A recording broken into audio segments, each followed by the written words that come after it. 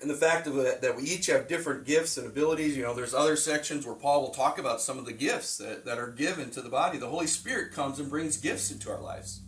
And what's really cool about the gifts that the Holy Spirit gives into our lives is it's not just physical or natural gifts. Like, I'm fairly strong physically, that's kind of a gift physical, but it's spiritual gifts that he gives. He'll give insights. He'll give gifts of healing, gifts of some of the ones that he talked about here. Prophecy. He talked about gifts of exhortation, gifts of leadership, gifts, all these different gifts that the Holy Spirit will give us. And then as we come together as a body, each one starts to function in those gifts, gets stronger in those gifts, exercises those gifts, and the body becomes stronger. And what's really neat about that then is it's okay if the leader or someone in the group that's supposed to be the one that everybody goes to is weak in some areas. It's okay because there's someone else in the body that is able to make up for those weaknesses. And it's great to see a body working together where if you're going to rely on one person or one small group of people to do everything, it's not going to work out. We need a body that works together with all the strengths and weaknesses. In the same way with our body. I mean, it's great that we have legs to walk on. Could you imagine if you had to use your arms to walk on all the time? Boy, that'd be tiring. Hip wouldn't hurt as much, but that'd be kind of hard to do. Walk around in your hands.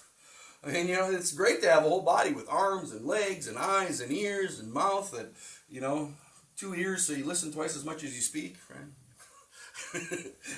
All those different things working together.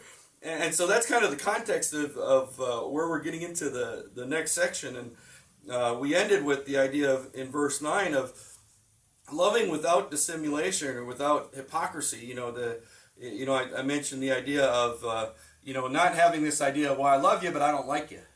It's an idea where with the power of God in our lives and the Holy Spirit working through us, we can love people that even in our natural selves we may not even like.